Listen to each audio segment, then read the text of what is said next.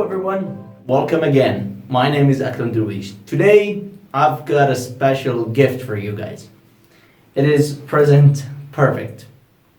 Many students have been asking me this question, and whenever I remember when I was teaching, students kept asking me about present perfect, how we use it, how we do it.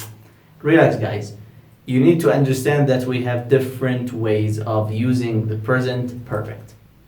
So step by step, we can learn them together. I promise you guys, after this video, you will not get confused when you use this. Alright, let's do it. Let's start. When you study a book, okay, in general, when you study a book, it depends on the level.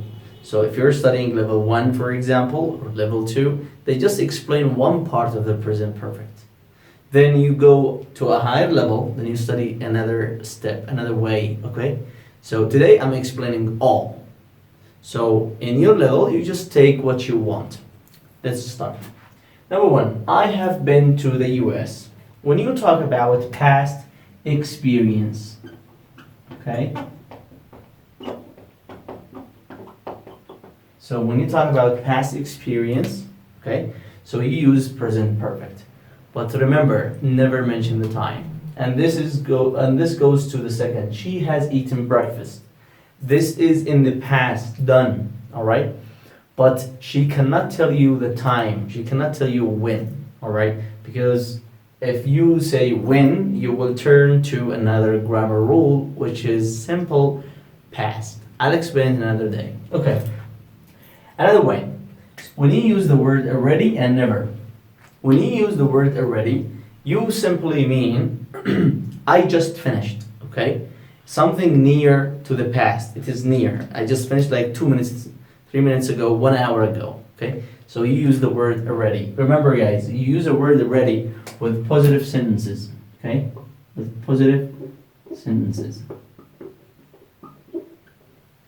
Or sentence, okay? Good. You put it before the verb.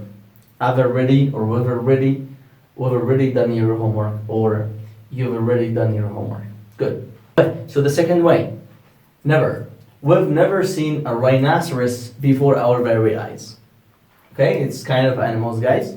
Before our very eyes means when you watch them with your eyes, like in front of you. Okay, good. So we talk about never when we want to make the sentence negative. Okay, and this one goes back to this past experience, but the negative, like it didn't happen. Okay, or it hasn't happened. All right. Next one. I've had 3 tests so far. You have 5 tests or exams or whatever you have. Okay. So you've done 1, 2, 3. You are still in the event. You're still in the action. All right. So, but not now. You're not doing the action now. You will do it tomorrow. But to now, you have taken or you have had 3 tests. You still have 2. You are not doing now the number 4. You will do it tomorrow, after tomorrow, or whatever. But the idea, you're still in the action. Okay, good. So here you say, I've had 3 tests so far. And the negative form of this, you're going to use the word yet. I haven't finished yet. Yet here emphasize that you're still in the process, and this means it has the same meaning in here. So I haven't finished yet means it's like I have had 3 tests so far. So far means still more after that. Okay, good. Next, since and for. Okay, so they've been teachers since 2015 or for 5 years. Good. Remember guys, we use since and for this. When you talk about something, an action happened in the past, all right, and continued till now, or is still continuing, all right, till now, it is correct. Good. So here we use since and for. You need to use since and for to show the person or the listener, okay, that you're talking about an action happened in the past and continued till now, or still continuing till now. Good.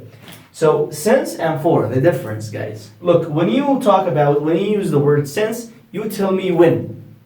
So since, when it started, the time when it started. So they've been teachers since 2015. This is the start. Then give me the start and that's it. So in this case, you use the word since.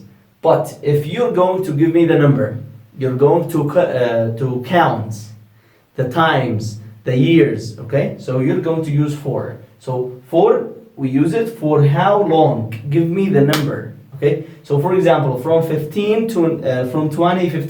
to 2020, all right? So 5 years, so you give me the number, all right? So here you say they've been teachers for 5 years, that's it.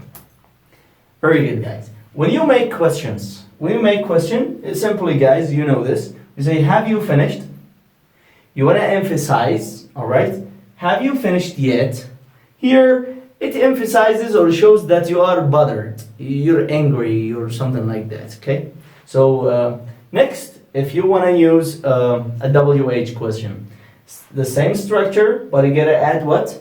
WH question. So you say, what have you done? All right? So what have you done? You can say, I've been to the US, all right? You can say, she has eaten her breakfast. You say, I've eaten breakfast. You can say, I've already done my homework. It is fine. You can say, where have you been? All right, the same idea. So that's all about the present perfect. Please, guys, if you need any question, like I know I explained it a little bit fast, okay?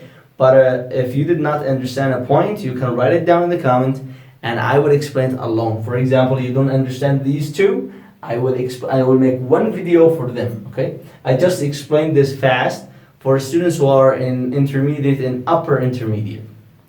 That's all, guys. See you.